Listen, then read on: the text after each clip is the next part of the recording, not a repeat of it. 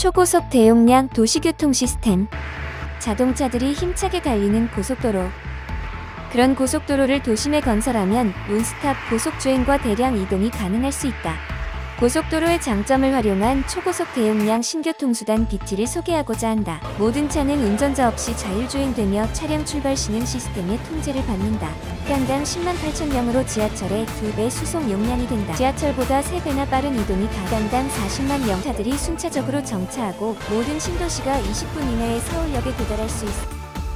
논스톱 울트라 스피드.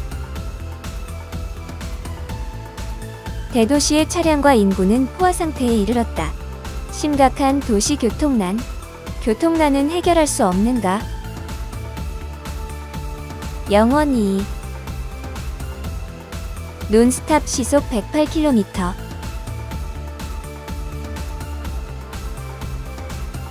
지하철 대신에 도심의 2층 고속도로를 건설한다. 교행 방향을 상층과 하층에 각각 배치하고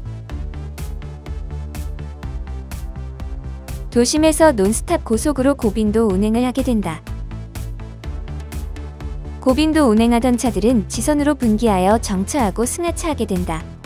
인공지능 컴퓨터로 충돌 및 정체는 사전에 차단한다.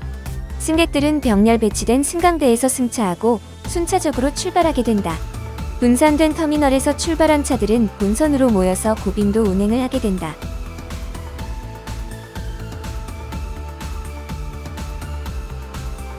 고속도로의 큰 인터체인지는 넓은 부지를 차지하여 도심 설치가 불가하지만 좌회전이 용이한 구조는 연결로의 큰 회전 반경이 가능하고 2층 도로의 BT는 인터체인지를 20배 이상 소형화할 수 있어 도심 설치가 가능해진다.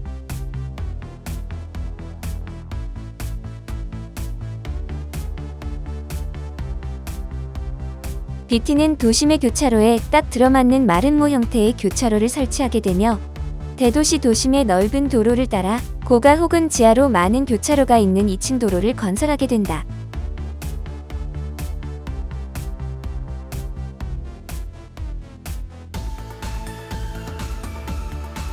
큰 회전 반경의 인터체인지는 도심 내 논스톱 고속주행을 가능하게 한다.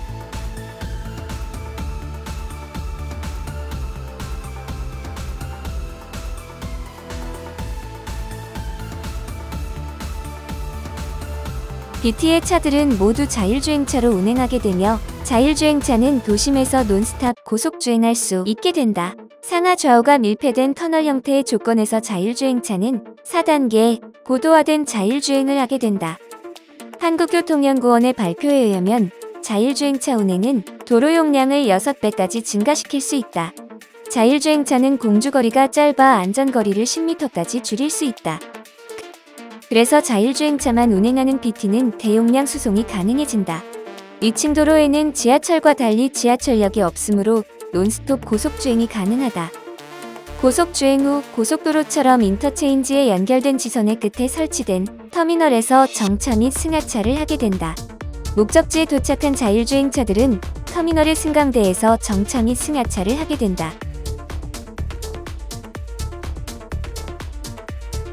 도로 위의 자율주행차는 도심 내에서 고속주행할 수 없지만 BT의 2층 도로에서는 안전하게 고속주행할 수가 있다. 모든 차는 운전자 없이 자율주행되며 차량 출발 시는 시스템의 통제를 받는다. 목적지가 같은 승객은 5명까지 합승하게 된다. BT는 고속도로와 달리 교행 방향이 상하로 배치되어 설치 면적을 반으로 줄이며 전 구간이 일방로로 구성된다. 지하철이나 경전철은 시간당 30회 이하로만 운행하여 수송량이 부족하고 효율도 낮다. 2층 도로는 지하철이나 경전철과 달리 고빈도 운행이 가능하며 여러 개의 차선을 설치하여 대용량 교통수단이 된다. 2층 도로의 아래층은 지선으로 분기하며 위층은 지선에서 모이는 구조를 보여준다. 여러 지선의 수많은 터미널에서 순차적으로 출발한 차들은 고빈도 운행을 가능하게 한다. 차들은 일정한 속도와 간격으로 주행하게 된다. 터널처럼 상하 좌우가 밀폐되고 장애물이 거의 없는 일방로에서 차들은 고속도로에서처럼 안정적으로 논스톱 고속주행을 하게 된다. 고속도로처럼 시속 108km로 주행한다면 초당 30m를 이동하고 15m 간격으로 운행한다면 초당 2대가 운행되어 3차선에서는 시간당 2만 대 이상이 운행된다. 3차선 곱하기 초당 2대 곱하기 3600초 곱하기 5인승이면 시간당 10만 8천명으로 지하철의 2배 수송 용량이 된다. 또한 논스톱 시속 108km로 고속 이동하여 지하철보다 3배나 빠른 이동이 가능하다.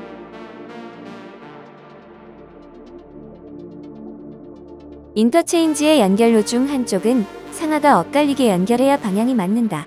시간당 10만 8천 명의 용량이 부족할 수도 있으나 5인승 차 대신 10인승 차를 운행하면 용량은 2배가 되고 운행 간격을 반으로 좁히면 다시 2배가 되어 같은 시설로도 시간당 40만 명까지의 용량으로 운영할 수가 있다. 시간당 최대 40만 명의 용량을 채우기에는 승객이 부족할 것이므로 건설되는 도시의 교통량에 맞게 용량을 조절하면 된다. 터미널이나 차량 수는 운영 중에도 수시로 확장하거나 줄이는 것도 가능하며 2층 도로는 연속으로 연장 및 연결을 할 수 있다. 자율주행차의 큰 장점은 사고 시 공주거리가 짧아 즉시 제동이 가능하므로 차간 거리를 최소로 좁힐 수 있다는 것이다. 자율주행차들이 일정한 간격과 속도로 주행하여 최고의 승차감을 가질 것이며 모든 승객은 좌석제로 운영되어 편안하면서 쾌적한 이동을 할 수 있다. 고빈도 운행하던 차들은 지선으로 모두 분기 후 감속하여 목적지 터미널에 정차 후 승하차하고 다시 본선으로 되돌아간다. 차가 터미널에 승강대에 정차하면 스크린도어와 차 문이 열리고 승객이 하차하며 차들은 승객을 태우거나 빈 차인 채로 다음 목적지를 향해 출발한다.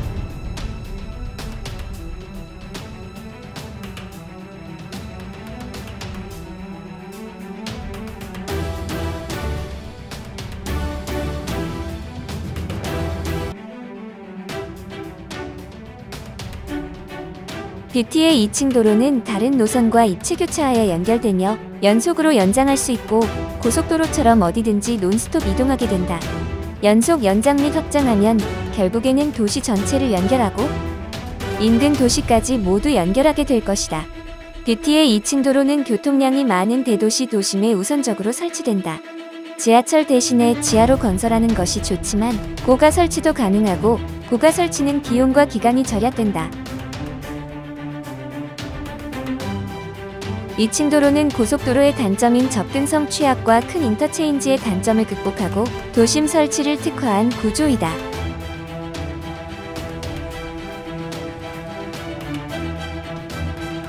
일정한 속도와 간격으로 주행하는 차들은 너무도 안정적이고 여유가 많다.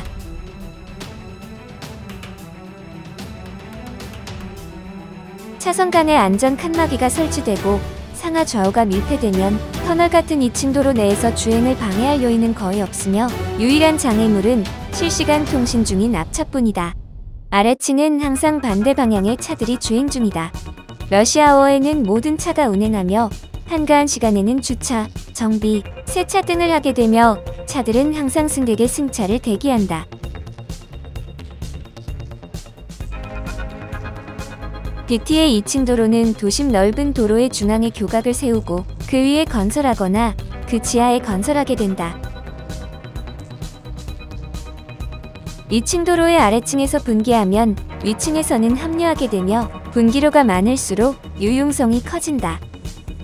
분기, 많은 분기로가 특징인 신교통수단 BT.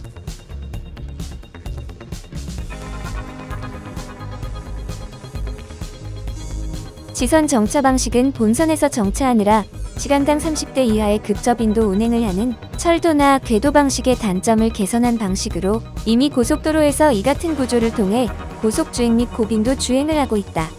인터체인지를 통해 정차할 차와 고속주행할 차가 나뉘며 지선으로 분기한 차들은 각자의 목적지 터미널로 분기하여 정차하고 승객은 하차 혹은 승차를 하게 된다.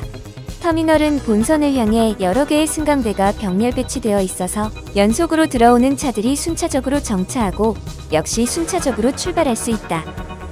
차들은 유턴 구간에서 방향을 바꾸어 들어온 도로의 위층 혹은 아래층을 통해 다시 본선으로 나가게 된다. 지하철역과 비교하면 10분의 1 내지 100분의 1 크기의 소형 터미널은 다양한 형태와 크기로 교통 발생 지점에 설치된다.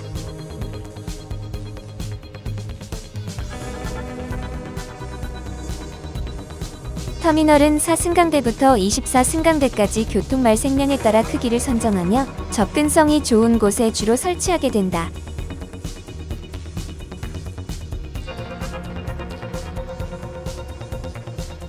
평면 터미널은 10평 이하의 좁은 공간에도 설치 가능하며 건물 외부에 설치하는 것도 가능하다.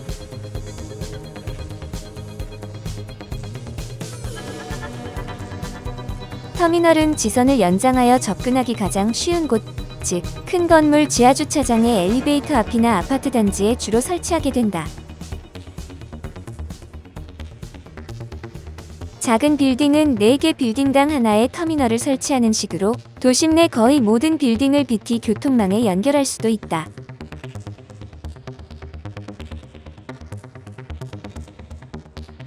대용량 교통 시스템은 지하에 건설한다. 대도시 지하의 2층 도로에서 자동운전 전기차를 운행한다. BT는 수소차를 운행하기에 최적의 조건이다.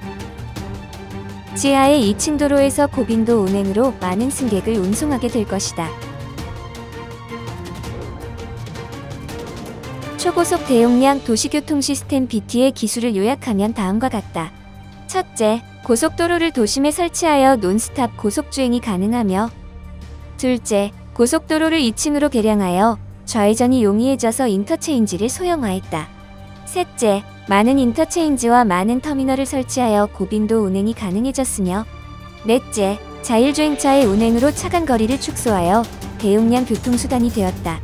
간단히 얘기하면 고속도로를 도심에 설치하고 자율주행차를 운행하니 고빈도 운행에 의한 대용량 교통수단이 되었다는 것이다. 고속도로, 자율주행차, 대용량 교통수단. BT의 터미널은 교통량이 많은 곳에 분산 설치되고 지선을 통해 본선과 연결된다. 터널처럼 상하 좌우가 밀폐되고 실시간 통신 중인 앞차 외에 장애물이 거의 없는 일방로에서 15m인 간격을 반으로 줄이면 수송 용량은 2배가 되고 5인승인 차의 정원을 10인승으로 바꾸면 또 2배가 되어 시간당 40만 명까지의 수송도 가능해진다. 용량은 40만 명이 되어도 교통량에 맞게 운영하며 어느 도시든지 교통량보다 여유 있는 시설을 갖출 수 있다. 용량이 충분하므로 모든 승객에게 좌석을 배정하는 좌석제로 운영하며 고속주행으로 승차 시간이 짧아 1시간에 한 대당 수십 명을 수송할 수 있고 이때의 전기료는 1만 원 이하여서 저렴한 요금이 가능하다. 예를 들어 공사비 2조 원으로 하루에 100만 명을 운송할 수 있는 시설을 건설하면 대량 수송으로 수년 내 투자금을 회수하고 큰 수익도 올릴 수 있어서 시간당 30회도 운행을 못하는 다른 교통수단들보다 큰 경쟁력을 가지며 전 세계 도시로 급속히 확산할 것이다. 따라서 국내에 많은 일자리가 창출될 수도 있다. 초고속 대용량 신교통수단 BT가 건설되면 도심 교통난은 해소될 것이며 주택난과 주차난도 해소될 수 있다. 또한 대기오염도 줄어들 것이며 특히 도시 경쟁력이 크게 향상될 것이다. 날마다 출퇴근에 고통을 받던 시민들은 편안하고 신속하게 이동하면서 하루 약 2시간씩 날마다 소중한 시간을 얻게 될 것이다. 터미널은 교통 발생량이 많은 곳 위주로 설치되며 별도의 역사를 건설할 수도 있으나 크기가 작아 큰 건물의 지하주차장에 주로 설치될 가능성이 크며 터미널은 크기와 위치와 설치 시기를 자유로이 선정할 수 있다. 특히 아파트 단지에도 터미널이 설치되며 설치되는 아파트는 역세권 영향으로 가치가 2배 이상 오를 수도 있고 건물이나 토지도 가치가 상승할 것이다. 수도권 신도시에 BT가 건설되면 3기 신도시에서 서울역까지 10여 분에 도달하는 등 모든 신도시에서 20분 이내에 서울역에 도달할 수 있어서 역세권 효과를 볼 수 있다. 미국의 대도시 뉴욕에는 높은 건물이 많고 인구가 밀집되어 있다. BT는 논스톱 고속주행을 통해 많은 교통인구를 신속히 수송하여 도심 교통난을 해소할 수 있다. 강변과 자전거 도로의 지하에 메인 라인을 건설하고 일부 구간은 고가로도 건설하여 논스톱 고속으로 운행을 하게 된다. BT는 교통량이 많은 도시나 교통난이 심한 도시의 주문을 기다리고 있다. BT의 지하 건설 깊이는 3에서 30m로 50m 이상 깊이의 지하철보다 위에 건설된다. 시외 지역은 직진도가 좋아 시속 162km로 운행될 예정이며 추후 시내 구간도 속도를 올릴 수 있고 시외 구간은 시속 300km까지 상승할 수도 있다. BT는 도심 도로의 지하나 고가 외에도 강, 하천, 공터, 인도, 건물 하부까지도 건설 가능하며 폭 3m의 2차선 궤도는 좁은 골목 깊숙이 지나 교통량이 많은 곳까지 연결할 수 있다. 자세한 내용은 홈페이지 BITI.run, 즉 BT런을 참조 바라며 이메일 주소는 btcom@korea.com이다. 대용량 교통수단은 3단계로 검증할 수 있다. 1단계 교통량이 많은 곳에 논스톱 고속주행 가능한 시설이 있는가? 2단계 1시간 연속 고빈도 운행하는 차들이 모두 안전하게 정차할 수 있는가? 3단계 1시간 이상 고빈도 운행하도록 차들을 연속 출발시킬 수 있는 구조인가? 하이퍼루프라는 차, 자율주행차는 앞으로도 많은 연구가 필요하고 실용화까지는 요원하기만 하다. 나중에 기술이 완성된다고 해도 도심 교통난을 완화하지는 못한다. 그러나 BT는 고가도로 혹은 지하차도라서 누구나 즉시 건설하는 것도 가능하여 도심 교통난 완화를 급격히 주도하게 될 것이다. BT는 이외에도 24시간 승차 대기, 소음 진동 최소, 거의 무료인 택배비, 연속 확장 가능, 자가용의 2층 도로 주행 가능 등의 장점으로 전 세계 도시의 교통수단을 대체하게 될 것이다. BT런 감사합니다.